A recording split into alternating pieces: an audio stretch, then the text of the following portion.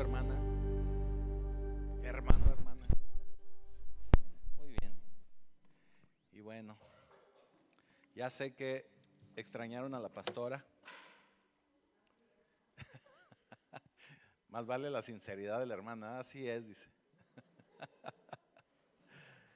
Sí, bueno, les manda a saludar. Ya saben que les ama mucho, pero trae ahorita un problemita ahí de salud que esperemos ya salga pronto adelante de ello, y por aquí la vamos a tener muy pronto, muy rápido. Pero por lo pronto hoy le tocó descansar. Así que tal vez nos está por ahí viendo.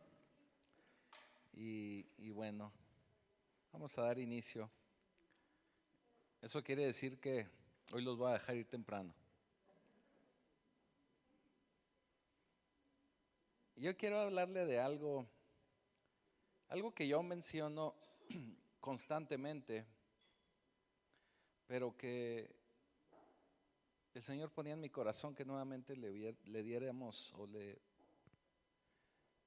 repasáramos, le diéramos una repasada a este tema, y es una palabra que es muy importante para nosotros los que vivimos en Cristo, para nosotros los que somos de la iglesia de Cristo. Es una palabra sumamente importante que está en la Escritura y en los Evangelios, y me refiero al arrepentimiento. Yo creo que ya todos sabemos lo que es el arrepentimiento, pero no está de más dar una repasada.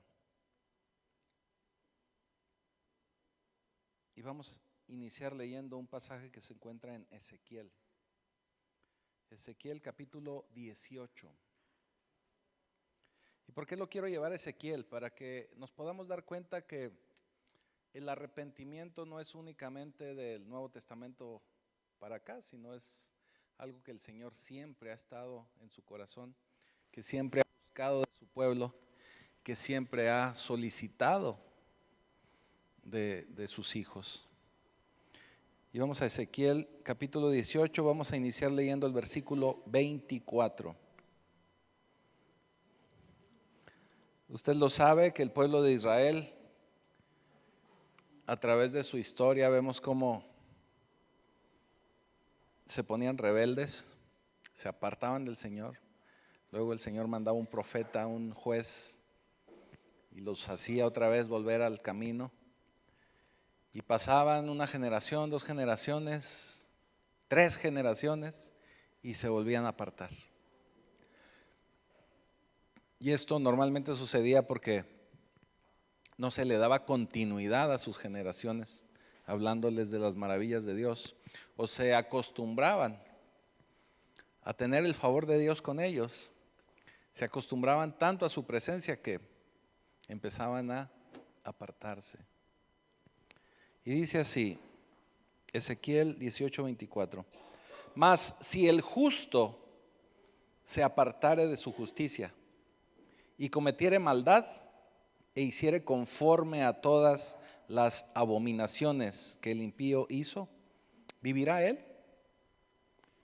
Ninguna de las justicias que hizo le serán tenidas en cuenta por su rebelión que prevaricó y por el pecado que cometió. Por ello morirá. Y si dijereis: ¿no es recto el camino del Señor? Oíd ahora, casa de Israel, ¿no es recto mi camino? ¿No son vuestros caminos torcidos? Apartándose el justo de su justicia y haciendo iniquidad. Él morirá por ello. Por la iniquidad que hizo, morirá. Y apartándose el impío de su impiedad que hizo, y haciendo según el derecho y la justicia, ¿hará vivir su alma? Porque miró y se apartó de todas sus transgresiones que había cometido. De cierto vivirá, no morirá. Si aún dijere la casa de Israel: ¿no es recto el camino del Señor? ¿No son rectos mis caminos, casa de Israel? Ciertamente vuestros caminos no son rectos. Dice en el 30: por tanto, yo os juzgaré a cada uno según sus caminos, oh casa de Israel, dice Jehová el Señor. Convertíos y apartaos de todas vuestras transgresiones, y no os será la iniquidad causa de ruina. Echad de vosotros todas vuestras transgresiones con que habéis pecado, y haceos un corazón nuevo y un espíritu nuevo. ¿Por qué moriréis, casa de Israel? Porque no quiero la muerte del que muere, dice Jehová del Señor. Convertíos pues y viviréis. Amén. Bendito Señor, Padre Celestial, te damos gracias por esta palabra. Permite que quede guardada en nuestra vida, en nuestro corazón, en nuestra mente, en nuestros miembros, que la podamos llevar a la práctica en todo momento. Te damos ya gracias en el poderoso nombre de Jesús. Amén y amén. Aquí este pasaje de Ezequiel nos habla cómo el Señor exhorta a su pueblo a que se aleje de los malos caminos, a que dejen todo aquello malo que están haciendo, todo lo que están haciendo equivocado de acuerdo a lo que el Señor les pide y les enseña, y regresen a los caminos. Y no solo eso, sino le dice, si alguno de ustedes fue justo o ha sido justo y de pronto se desvía, también le será tomado como pecado, como falta de justicia. Y luego les pone la situación contraria. Y si alguno que ha andado descarriado se arrepiente, cambia sus caminos y se acerca, nuevamente será justificado. Pero algo bien interesante, y sobre todo en el versículo 32 que es al final, dice, no quiero la muerte del que muere. Así dice el Señor. Y dice, convertíos pues y viviréis. Conviértanse pues y vivirán, vamos a decirlo en español moderno, actual. Es bien interesante porque nos habla de muerte. Pero la llave maestra para poder abrir cualquier puerta, y ya habíamos en alguna ocasión hablado de esto, de la llave maestra. La llave maestra es esa llave que hacen cuando hay diversas puertas, por ejemplo en una empresa, en una compañía o a veces en una casa. Es la llave que abre todas las puertas. La llave maestra para nuestros problemas, la llave maestra para nuestras enfermedades, para nuestras necesidades. En la gran mayoría de los casos, esa llave maestra se llama arrepentimiento. Una vida de arrepentimiento. Tenemos que recordar que mucho de lo que pasa en nuestra vida o deja de pasar en nuestra vida es por falta de arrepentimiento. Es porque nos empezamos a alejar de Dios, porque hacemos cosas que no son adecuadas a Dios. La palabra arrepentimiento la vamos a encontrar y nos la vamos a topar a lo largo de las Escrituras. Por eso hoy quise leer este pasaje de Ezequiel, porque desde el Antiguo Testamento podemos ver cómo el Señor exhortaba a su pueblo para regresar a los buenos caminos, a sus caminos. Porque la falta de arrepentimiento es vivir en pecado, y el pecado es una violación a la vida recta de Dios, a la vida recta que Dios quiere de cada uno de nosotros. En alguna ocasión, bueno, en varias ocasiones, yo les he mencionado que inclusive hay situaciones de nuestra vida que podemos ver como normales y son pecado. Y a veces nos preguntamos y andamos indagando por aquí, andamos indagando por allá, ¿por qué nos pasa esto? ¿O por qué sucede aquello? Y es que no nos damos cuenta de una realidad o de una situación que tal vez estamos viviendo y que puede ser pecado o que es pecado. Yo les comentaba a los varones hace una semana que en alguna ocasión había una persona que aparentemente todo estaba bien en su vida, pero un problema muy grande que esa persona tenía era que era muy comunicativa. Como decían en mi rancho, no se le cocía un huevo. Entonces, pero era un estilo de vida, era su forma de vivir. Y eso esa persona lo encubría, mostrándose como muy buena amiga, muy buen amigo de todo mundo. No sé si me estoy explicando. Entonces, era tan amigo que los hacía sentir que eran tan amigos, que eran confidentes, y la gente caía. Y terminaban hablando de todos los héroes de la fe y los profetas y todo el mundo ahí. Revisaban las vidas de todos los héroes de la fe. Pero es algo que es pecado. ¿Cómo sabemos que es pecado? Porque dentro de los 10 mandamientos hay un mandamiento que dice: no darás falso testimonio. El no darás falso testimonio, traducido a mi rancho, es: no estés de chismoso. O no digas cosas de alguien más que no sabes si son ciertas o no. Eso es dar falso testimonio. Un chisme es falso testimonio. El que usted hable de una persona sin saber la realidad de esa persona es falso testimonio. Esto se lo platico para darle un ejemplo de cómo a veces caemos en situaciones que ni siquiera nosotros mismos a veces nos damos cuenta que puede ser pecado. Ahora con la pandemia yo les ponía también otro ejemplo. Usted sabe que lo que dice la Escritura o lo que nos pide Dios a través de la Escritura, pues es lo que nosotros tenemos que hacer. Y si hacemos algo contrario, eso se llama pecado. En un pasaje de la Escritura dice: no os deje de congregar como algunos tienen por costumbre. Entonces yo no podía, en la época de pandemia, no, es que el Señor me dijo que ya no me congregara, yo ya aquí en la casa. No le pudo haber dicho eso a Dios, porque va en contra de su palabra. Si me estoy explicando, es otro ejemplo, como me dice un hermano por ahí: oiga, pastor, pura bola de curva y con efecto, me dice. Me lanzó pura bola con efecto, me dice. No es para nadie en particular, le estoy poniendo ejemplos. Así que la palabra bíblica para una violación a los deseos del Señor, a la palabra de Dios, se llama pecado.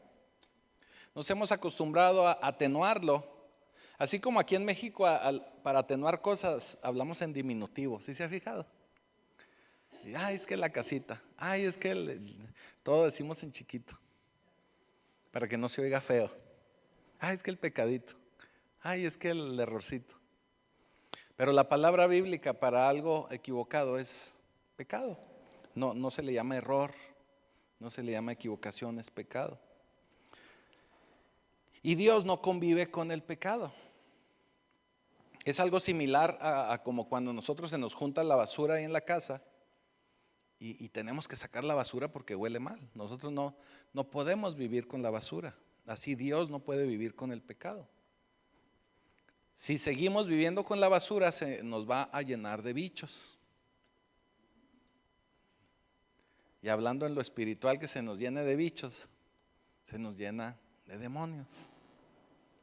No podemos estar conviviendo con la basura, no podemos estar viviendo en pecado.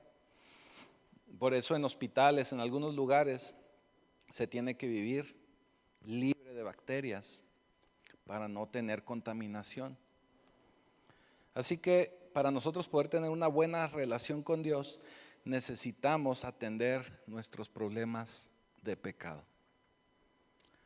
Por eso el Señor nos insta y nos invita y nos sugiere que cada vez revisemos nuestra vida contra la palabra.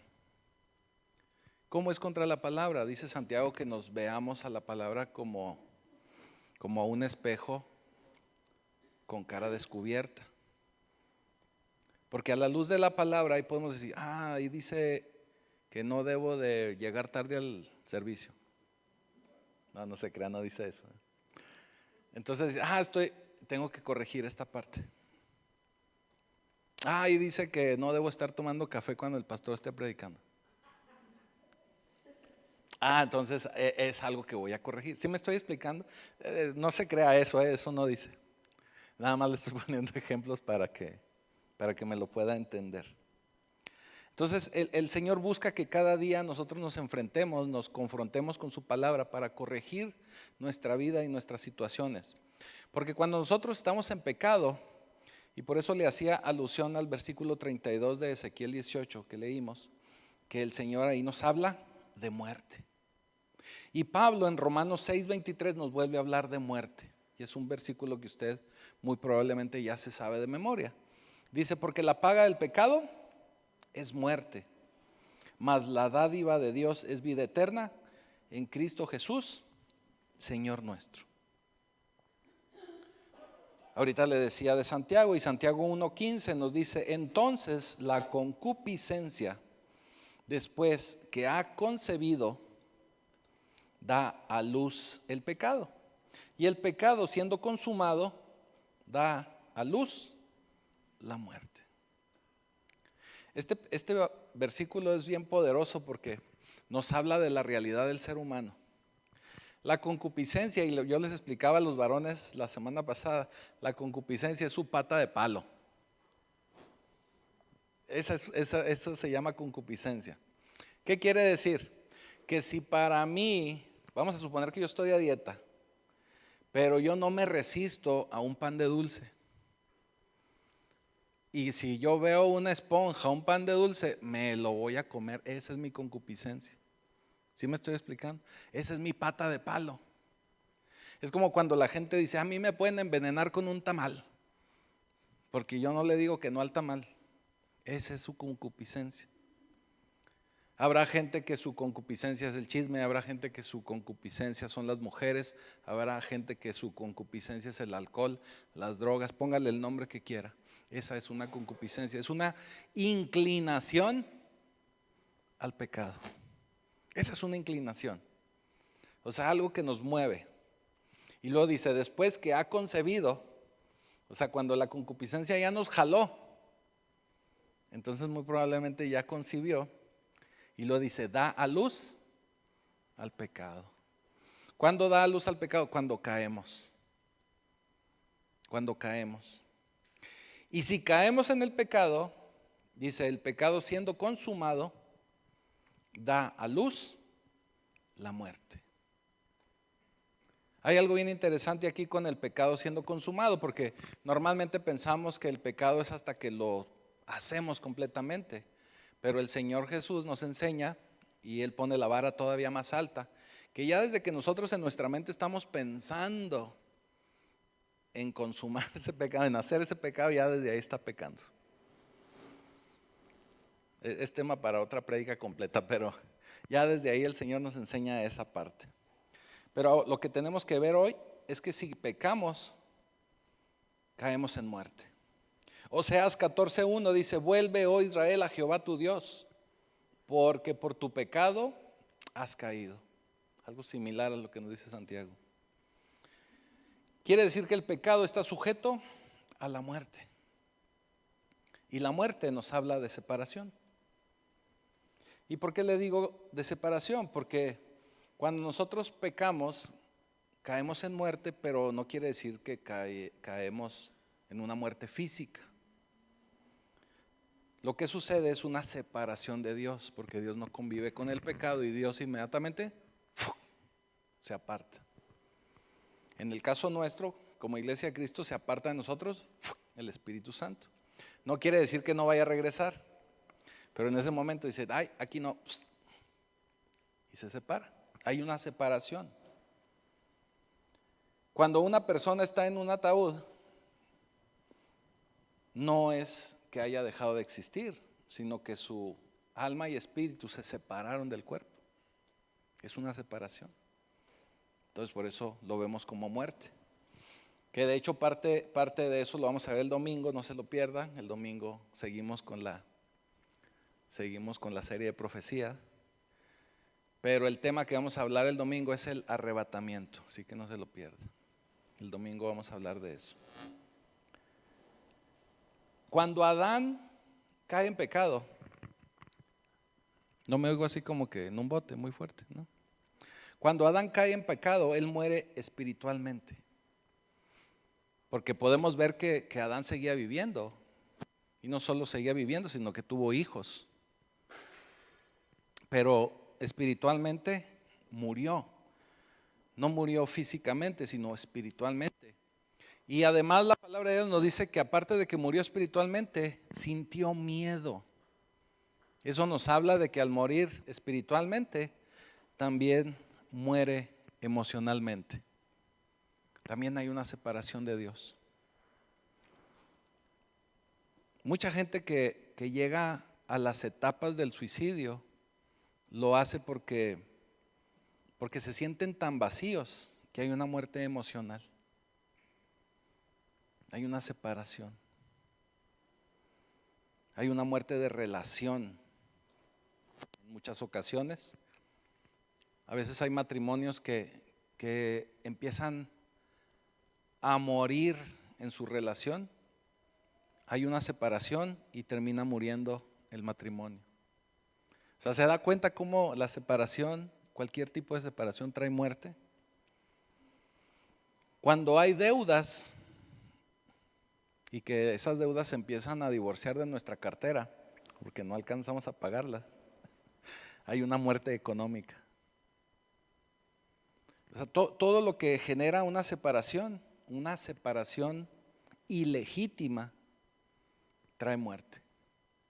Entonces es muy importante que nosotros nos acerquemos al Señor, porque por medio de Dios, por medio del Espíritu Santo, por medio de la unión con Él, eso nos va a dar vida. Tenemos que saber que si nosotros caemos por error, equivocación, resbalón o como le quiera usted decir, en pecado, en ese momento estamos en separación con Dios. O el tiempo que nos tardemos en volvernos a levantar, sacudir y arrepentirnos, vamos a estar separados. Por eso vemos de pronto tanto muerto viviente. Luego nos gusta ver, o a mucha gente le gusta ver series de los Walking Dead, ¿verdad? Le digo, usted asómese a la ventana y ahí va a haber un chorro de Walking Dead. Porque no se dan cuenta que están muertos, pero están muertos en pecado. No se acercan a Dios, no se acercan al Señor y eso significa que están muertos. Pero ahí los ve muy a gusto caminando, paseándose, ¿verdad? Y no se dan cuenta que están muertos. Pero es muy importante que nosotros que sí lo sabemos, aprendamos a arrepentirnos rápidamente. Que no perdamos tiempo. Si sabemos que nos equivocamos, nos levantamos, nos sacudimos, nos arrepentimos y a seguirle.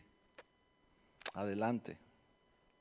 Así que la respuesta, le digo, para muchos de sus problemas, la llave maestra es el arrepentimiento. Esa es la importancia del arrepentimiento. El arrepentimiento debe ser una resolución, fíjense, se lo voy a definir.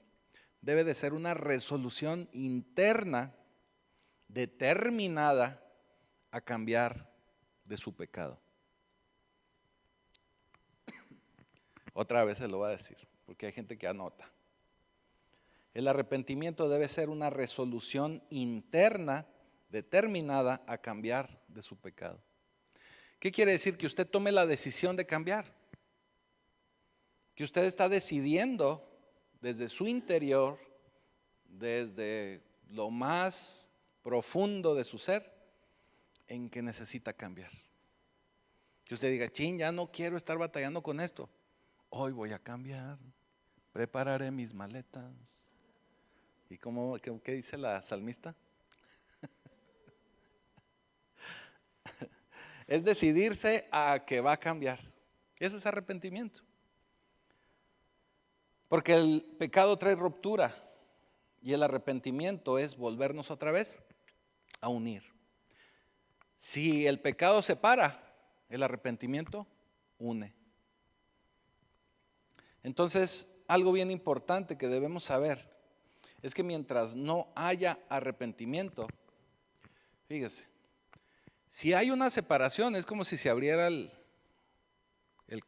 cañón del Pewis, ¿no? Y en ese cañón del Pewis caben un chorro de cosas ¿Qué quiere decir? Que cuando nosotros estamos en pecado y nos separamos de Dios, todo ese espacio que queda ahí en medio se llena de cosas que se llaman consecuencias. Luego andamos echándole la culpa a Satanás, al patotas, a veces le echamos la culpa hasta a Dios diciendo que nos está castigando, pero realmente no es así. El Señor no nos puede castigar, no nos castiga. Y Satanás a veces ni siquiera se acuerda de nosotros. Pero lo que sí se llena ahí en ese espacio se llama consecuencias. Las consecuencias las tenemos que asumir, precisamente a causa de nuestro pecado. Uno de los ejemplos más interesantes de consecuencias es como cuando el rey David pecó. Usted sabe que además de que el rey David tenía el corazón de Dios y era según el corazón de Dios, dice la Escritura, pues también tuvo un resbalón, también pecó.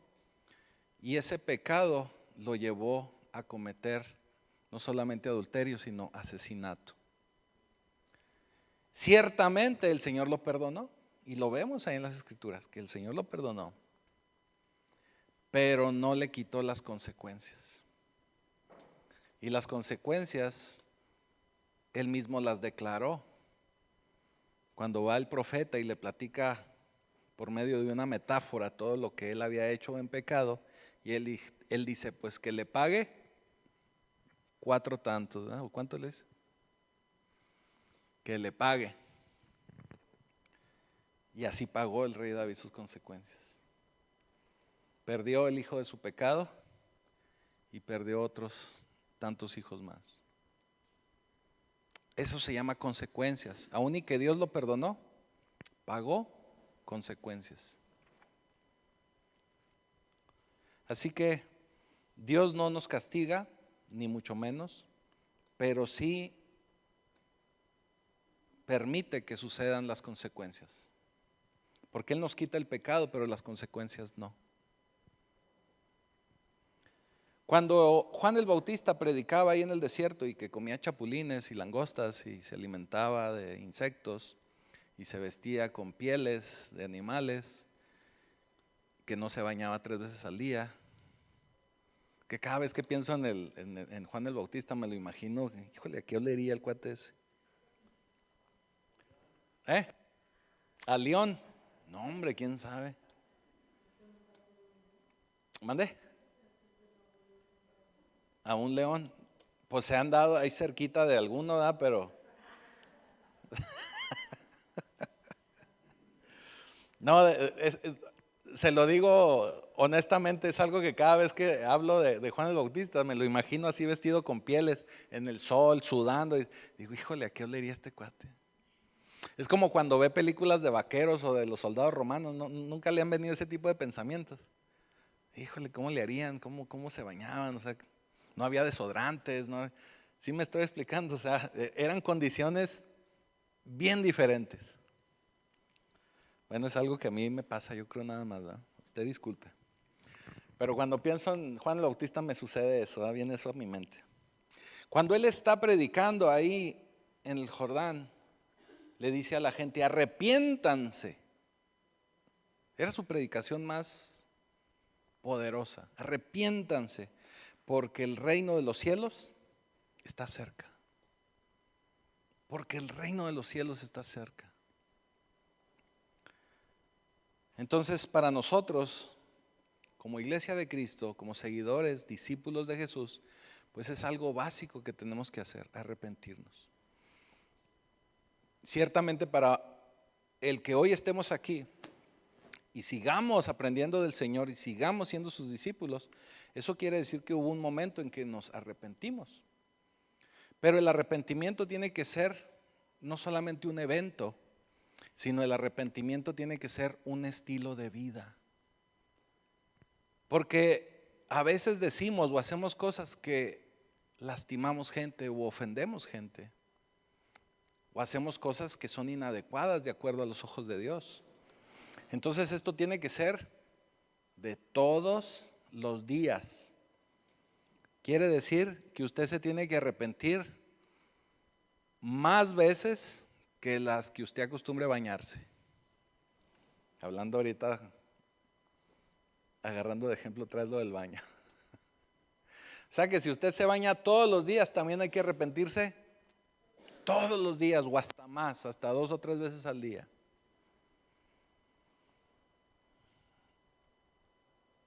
Y lo más importante y punto número 1 para poder arrepentirnos es que hay que reconocer el pecado. Por eso ahorita le hacía mención a que a veces hacemos cosas o decimos cosas o vivimos cosas que no las consideramos pecado. Entonces lo primero y lo más importante es reconocer que sí tengo un problema. Porque luego nos pasa como alguna persona que es a lo mejor, vamos a decirlo así, y lo digo con respeto, que le guste el alcohol, que sea alcohólico. Cuando una persona alcohólica no reconoce que tiene un problema, usted le puede decir lo que sea y no lo va a reconocer y va a decir, es que no tengo yo ese problema. Y todo el mundo lo va a ver y todo el mundo lo va a oler. Pero esa persona va a decir, no, es que yo no lo tengo. O sea, no sé de dónde sacas eso. En una ocasión yo les decía que es como cuando alguien tiene mal aliento. La última persona en darse cuenta del mal aliento es la persona que lo trae. Es algo muy interesante. Porque mucha gente lo puede ver y se puede dar cuenta, pero si nosotros traemos ese problema y no nos damos cuenta, va a ser muy difícil que nos podamos arrepentir. Dice primera de Juan 1:9, si confesamos nuestros pecados, Dios que es fiel y justo, nos los perdonará y nos limpiará de toda maldad. Pero tenemos que confesarlos. ¿Qué quiere decir? Tenemos que reconocerlos. Es que sí es cierto, me equivoqué. Es que sí le recordé el árbol genealógico al del que iba ahí en el periférico. Es que sí hice bilis. Es que sí me enojé con mi papá, con mi mamá, con mi abuelita. Sí me estoy explicando. O sea, tenemos que reconocer que nos hemos equivocado. En griego, la palabra confesar, fíjese qué interesante, significa decir la misma cosa. O sea, el confesar quiere decir el decir la misma cosa. Eso significa que nosotros tenemos que decir lo que Dios dice que es pecado. Si Dios dice que es pecado mentir, entonces nosotros tenemos que decir, sí, mentir es pecado. Si yo digo, no, es que eso ya pasó de moda, hoy vivimos en otros tiempos, no estamos diciendo lo mismo que Dios. Entonces no estamos confesando, entonces no hay arrepentimiento. ¿Sí me estoy explicando? Es muy común hoy en día que muchos jóvenes se aburren o se apartan del evangelio por diversas razones. Estadísticamente, muchos de esos jóvenes se apartan porque no han tenido un encuentro con el Señor, en primer lugar, y en segundo lugar, porque no ven congruencia, ya sea de los pastores o ya sea de sus papás. Y es algo muy real. Por eso se apartan muchos. Dicen, no, hombre, pues sí, ¿para qué vamos a la iglesia? Si ahí sí muy adoradores, pero acá en la casa puro grito. Por poner un ejemplo. Falta de congruencia. Y también hay muchos jóvenes que dicen, no, pues si mis papás llegaron a Cristo a los 30 años, por decir una cifra, pues yo también. Que me dejen vivir mi vida. Mucha gente dice así. Pero no es eso. O sea, los que ya estamos en Cristo y que de alguna manera vivimos, lo voy a decir entre comillas, nuestra vida, sabemos que no era necesario vivir esa vida. Porque nos hubiéramos ahorrado un sinfín de problemas y un sinfín de consecuencias. Ahora, si quiere llenarse de problemas y de consecuencias y no estar listo por si llega Cristo en la próxima hora, pues ya depende de cada joven, ¿verdad? Porque mire, estamos también muy acostumbrados a la doctrina esa que dice, tú y tu casa serán salvos. Pero también tenemos que saber que la salvación es personal. O sea, cuando nosotros llegamos a Cristo, nosotros tenemos que ser la vía de llevar el evangelio a esa casa. Y ciertamente el Señor tiene cierta, vamos a decirle así, cuidado, ¿verdad? Con nuestra gente, de acuerdo a nuestras oraciones y demás.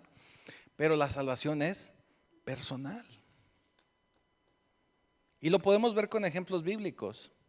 Por ejemplo, cuando Rahab pide que sean salvados ella y su familia, los que estaban dentro de su casa, cuando cayeron los muros de Jericó. Vemos cómo el Señor respaldó esa promesa y los cuidó, los salvó. Pero ya nosotros que estamos en el Evangelio, en las buenas nuevas, por medio de la sangre de Cristo, tenemos que llevar a nuestra familia a que reciban de corazón a Cristo, a que tengan ese encuentro con el Señor. Y si por ahí alguno de nuestros hijos no lo quiere hacer, pues no podemos hacer más que orar por ellos. Entonces, tenemos que confesar nuestros pecados. Tenemos que decirle al pecado, pecado, si Dios así lo dice. Vaya, tenemos que decir lo mismo que dice Dios. Número 2, tiene que haber un remordimiento. Ciertamente sabemos que el arrepentimiento no es emocional, pero sí debe de haber una tristeza, dice la Escritura, dice Pablo en 2 Corintios 7:10. La tristeza que proviene de Dios produce el arrepentimiento. El arrepentimiento que lleva a la salvación, de la cual no hay que arrepentirse, mientras que la tristeza del mundo produce muerte. Vaya, este es un remordimiento, es una tristeza de fallarle a Dios, de sentirme triste con Dios, de sentirme avergonzado con Dios de lo que hice. Esa es la tristeza de la que nos habla Pablo. Y sigue diciendo ahí en 2 Corintios 7:11. Fíjense lo que ha producido en ustedes esta tristeza que proviene de Dios. Qué empeño, qué afán por disculparse, qué indignación, qué temor, qué anhelo, qué preocupación, qué disposición para ver que se haga justicia. En todo han demostrado su inocencia en este asunto. En otras palabras, lo que nos dice aquí Pablo en 2 Corintios 7:11, cuando verdaderamente nos afligimos con Dios por haberle fallado, tenemos esa tristeza que viene de Dios, nosotros empezamos a dar fruto del arrepentimiento, verdaderamente a mostrar arrepentimiento. No es una tristeza emocional únicamente, sino empezamos verdaderamente a reaccionar para salir adelante de esa situación. Así como le decía David, ahorita que ponías el ejemplo de David, David le decía a Dios, solo contra ti he pecado. Solo contra ti he pecado. Porque nosotros podemos ofender a mucha gente y pecar contra alguien o pensar que pecamos contra alguien, pero realmente contra quien estamos pecando en todo momento es en contra de Dios.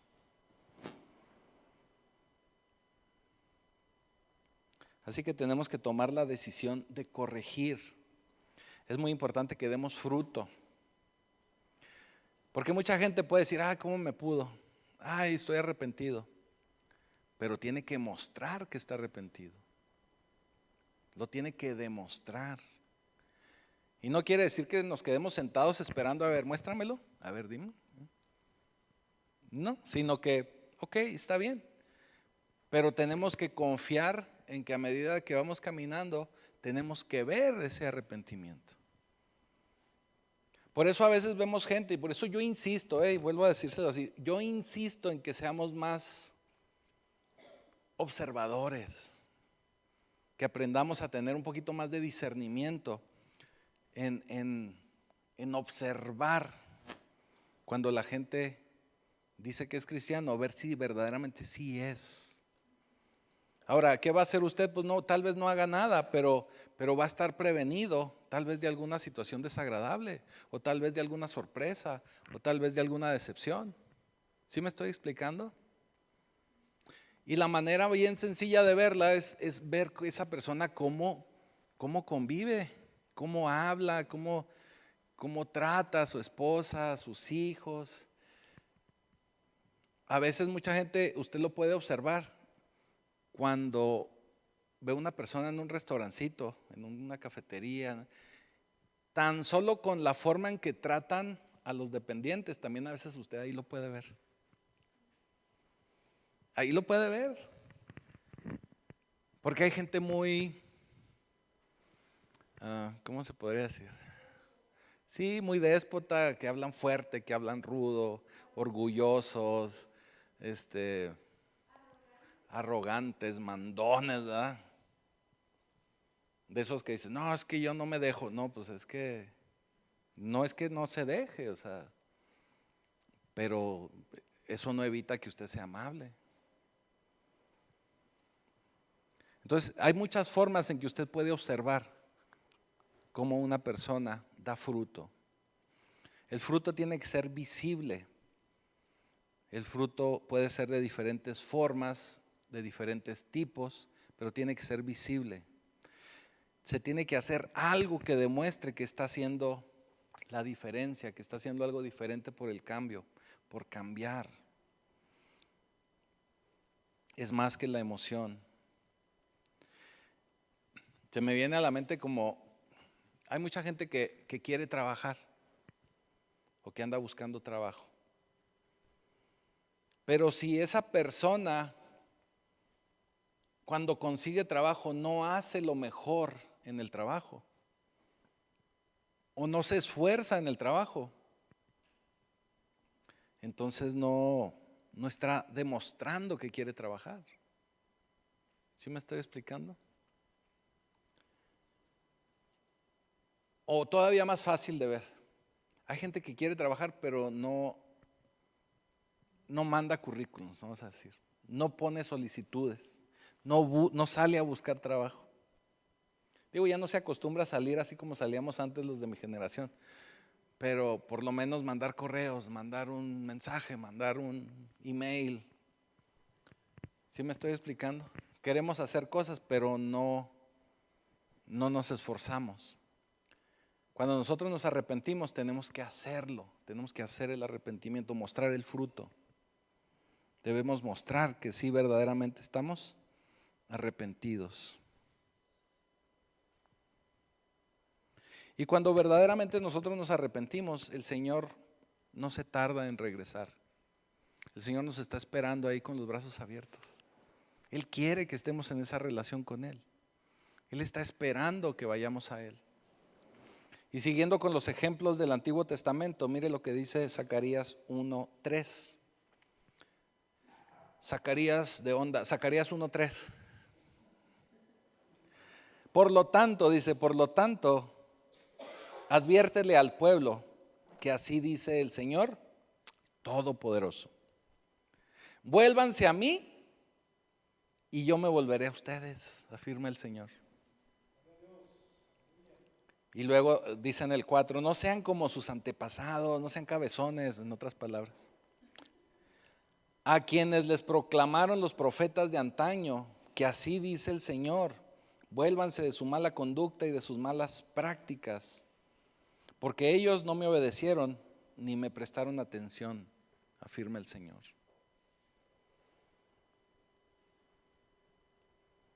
Qué terrible, ¿no? Así que el Señor siempre va a estar ahí para recibirnos, pero tenemos que volvernos a Él, tenemos que buscarle. Regresen a mí y yo regresaré a ustedes. Nos lo vuelve a decir en Malaquías 3:7. Dice, desde la época de sus antepasados se han apartado de mis preceptos y no los han guardado.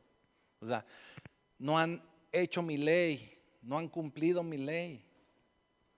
Y luego les vuelve a decir, vuélvanse a mí y yo me volveré a ustedes, dice el Señor Todopoderoso. Pero ustedes replican, ¿en qué sentido tenemos que volvernos? O sea, yo siempre digo que aquí en Malaquías el Señor estaba enojado, porque el pueblo había llegado a su máxima rebeldía.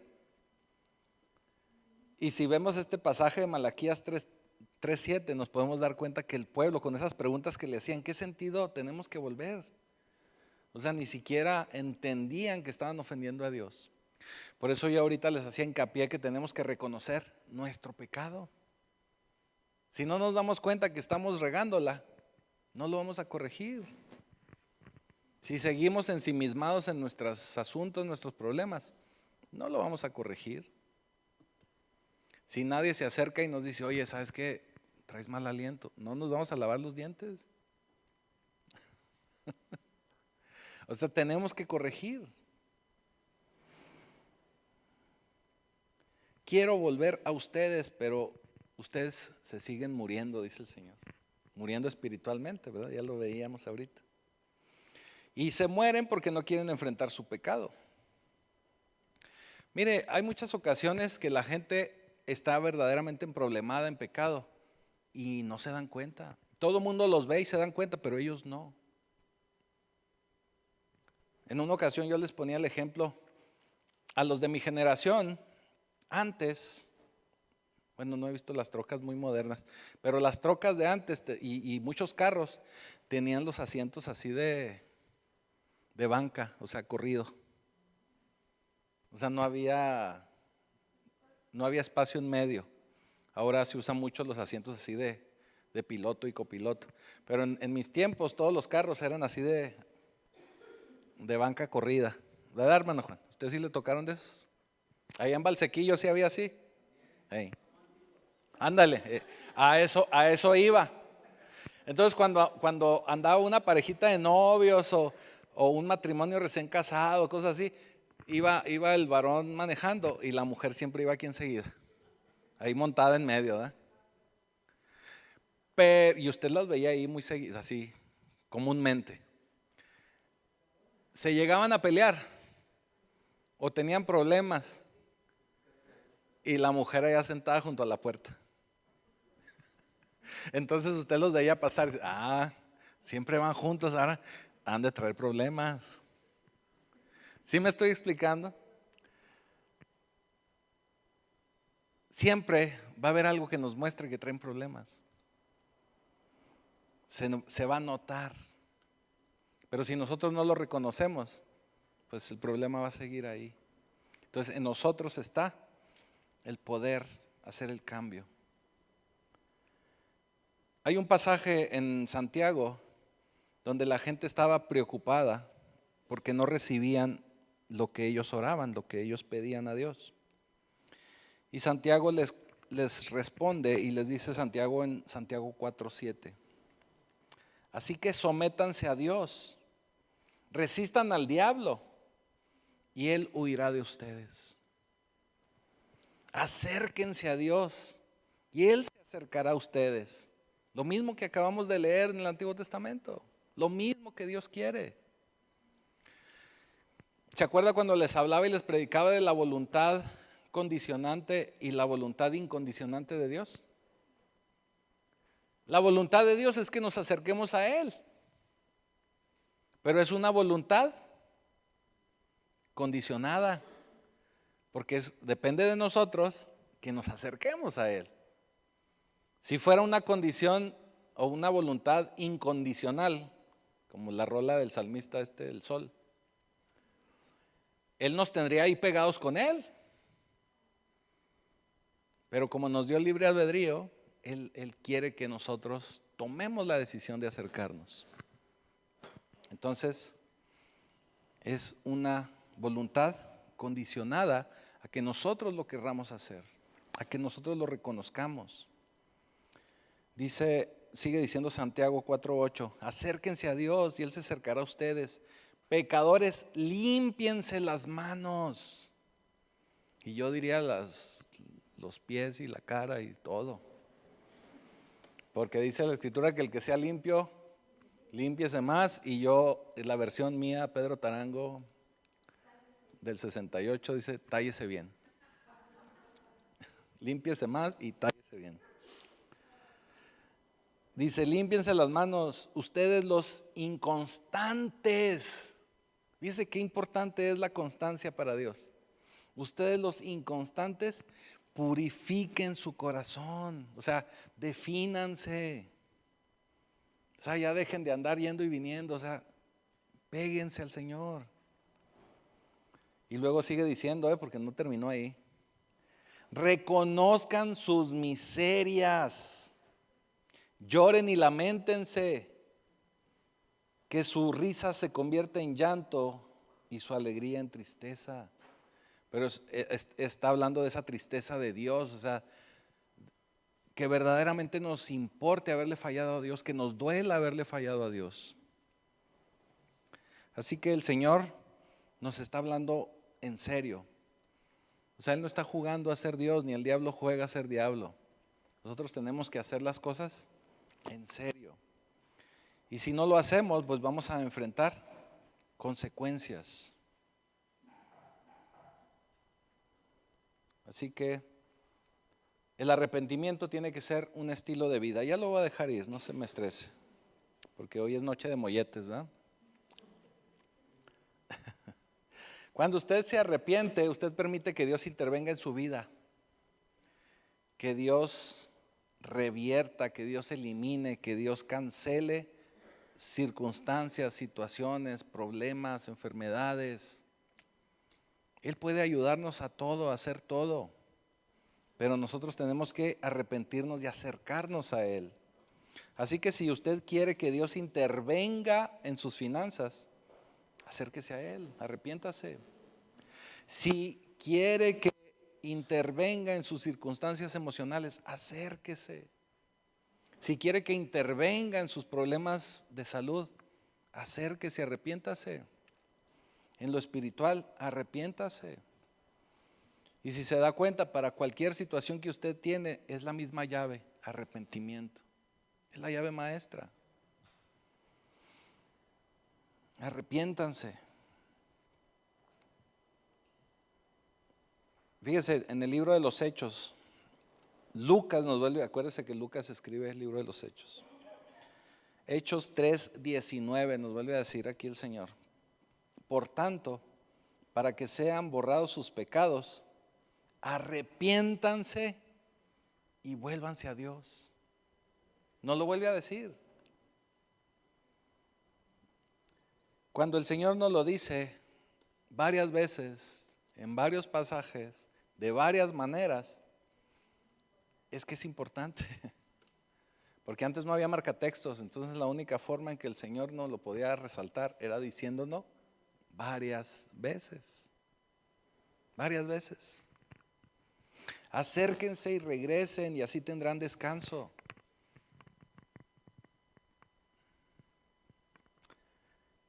Los pecados serán borrados si usted se arrepiente. Cuando alguien se lleva un carro que no le pertenece y lo agarran, lo van a llevar a la justicia, porque tomó algo que no le pertenecía. Pero el propósito del juez no es el perdonarlo.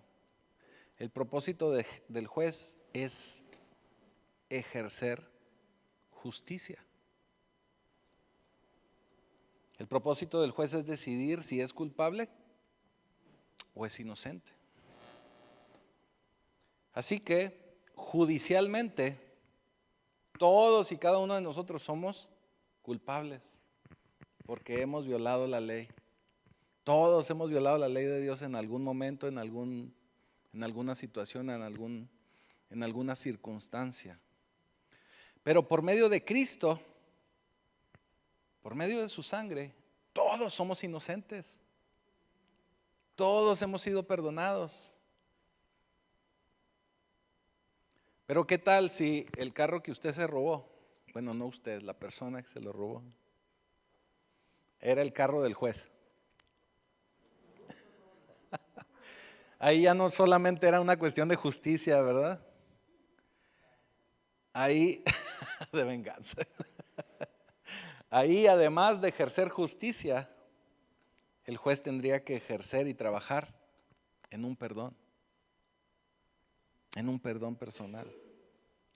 Cuando usted viene arrepentido al Señor, usted está resolviendo un problema de relación y está resolviendo un problema de justicia con el Señor, porque el Señor ya pagó, Jesucristo ya pagó con su sangre, ya pagó por usted. Así que lo único que usted tiene que hacer es arrepentirse y regresar nuevamente al Señor, acercarse al Señor. Y ya para cerrar, déjeme le cuento esto. Haga de cuenta que usted agarra su auto, su camioneta, su Cheyenne. Nadie dijo amén, se la perdieron. Usted agarra su Cheyenne, esa que le dejó el apá, y dice, pues hoy voy a Juárez, porque, bueno, voy al Paso, se oiga más internacional y más emocionante. Pero después de que usted ya lleva un ratito manejando, se da cuenta que va rumbo a Delicias. Y dice, caray, pues creo que Juárez para acá no era. Ya va por allá, ya va saliendo allá por donde está Pemex. Y allá por, ay, híjole, pues que no iba para Juárez. Y luego Siri empieza, bueno, si trae un Apple, Siri empieza a dar vuelta, regresarse, tomar la intersección, recalculando. O si trae al Checo Pérez ahí en el celular, tome un respiro, disfrute del viaje. Este es el momento de que usted haga un viraje y regrese a su camino. Gire en la rotonda. Es que así dice una aplicación que trae la genia ahí del Checo Pérez. Tome un respiro, respire profundamente y disfrute del viaje. Digo yo, ese Checo con razón gana las carreras. Y usted le dice, no, Siri, cállate, Checo, cállate. Tú no sabes, yo sí sé cómo llegar a Juárez. Entonces usted sigue su camino allá rumbo a Delicias. Sigue avanzando mal. Y eso se llama orgullo. Porque tal vez haya alguien que le dice, oye, vas mal. Y usted, no, voy bien. El que no sabe eres tú. Yo voy bien. Siempre nos ha pasado algo como eso. Pero de pronto usted dice, se me hace que sí, porque como que aquí ya es Cárdenas.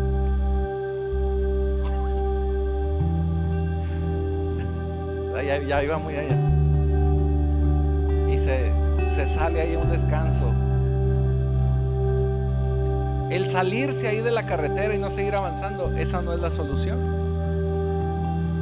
Porque usted sigue enfilado allá para Delicias y usted quiere ir al Paso. Esa no es la solución. Pero ya, al menos ya hizo una pausa y dijo, ok, ya me salí del camino. Pero luego, cuando está usted ahí descansando, ve un letrero que dice desviación de la carretera de la gracia. Así dice. Entonces, la carretera de la gracia al Paso. Entonces, ¿qué hace usted? Toma ahí la desviación por la carretera de la gracia. Porque la gracia es mayor que nuestro pecado. La gracia que nos da el Señor es superior a cualquier problema, cualquier pecado, cualquier transgresión. Porque Él ya pagó y Él nos la entrega gratuitamente. Así que al salir de la desviación de la gracia, se va a encontrar por ahí un camino que se va a llamar el camino de la restauración. Porque tiene que regresarse y tiene que mostrar fruto de que ya no está yendo hacia adelante, ahora ya está yendo en la dirección que tiene que ir y tiene que mostrar fruto. Entonces es un camino de la restauración. O sea, no inmediatamente se va a regresar a lo correcto, sino tiene que empezar a ser restaurado, tiene que empezar a mostrar fruto. Y finalmente, ¿qué cree? Va a llegar otra vez a Chihuahua y va a encontrar todos los señalamientos que le van a decir: salida a Ciudad Juárez, El Paso. Va a encontrar el camino. Ahora, ¿cuánto tiempo se va a tardar usted yendo hacia la dirección equivocada? ¿Cuánto tiempo más quiere tardarse en tomar la gracia y regresar al camino correcto, que es el arrepentimiento? ¿Cuánto tiempo más quiere usted tardarse en este camino? Porque el viaje que usted va a hacer un viaje tal vez largo. Y con el tiempo que usted se fue en el camino equivocado, pues todavía le va a agregar más rato, ¿verdad? En lugar de las 3 horas y media, 4 horas a Juárez, a lo mejor ya van a ser 4, 5, no sé. Le va a tomar más tiempo. Pero si usted empieza a tomar el camino correcto, algo que yo le puedo garantizar es que se va a sentir mejor. Va a empezar a sentirse más tranquilo, a entender que ahora sí va en la dirección correcta, que sí va en el camino correcto, que se va a tardar, sí, pero ahora sí va a ir en el camino correcto. Y pronto va a llegar a su destino. Pronto va a llegar a ese destino. Y cuando usted sabe que va en la dirección correcta, aunque se tarde un poco más de tiempo, va a estar viajando en paz, va a estar viajando en tranquilidad y va a estar viajando en compañía del Padre. Así que, ¿qué mejor que regresar al camino correcto? ¿Qué mejor que dejar todo lo equivocado, arrepentirnos y empezar a tomar el camino de la gracia, la opción de la gracia, para empezar a tener una vida unida con Cristo, para llegar a un buen destino de una manera sana, correcta, agradable al Señor? Así que yo sé que aquí ya todos hemos recibido al Señor y ya todos sabemos y conocemos del arrepentimiento. Pero si hubiese por ahí algo en nuestra vida, en nuestro sentir, en nuestra alma, que todavía hay por corregir, este es el tiempo de que tome la dirección correcta y empiece a dejar eso atrás para caminar junto con el Padre en una vida de restauración, para llegar al fin que el Señor nos va a dar, acompañados del Espíritu Santo y de nuestro Señor Jesucristo. Así que póngase de pie. Vamos a orar.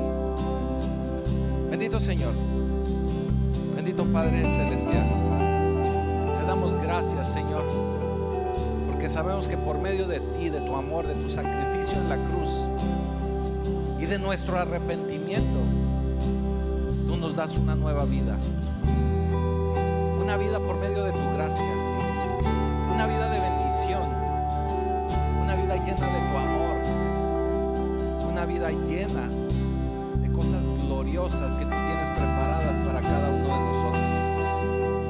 Te damos gracias, Señor, por estos tus hijos. Los bendigo en tu nombre y te pido, Señor, que los acompañes hasta el tiempo de tu venida, o hasta el tiempo que tú ya tengas marcado para cada uno de nosotros, pero que todo este camino lo podamos transitar acompañados de tu Espíritu Santo, acompañados de tu preciosa presencia. Y ya te damos gracias, Señor. poderoso nombre de Jesucristo.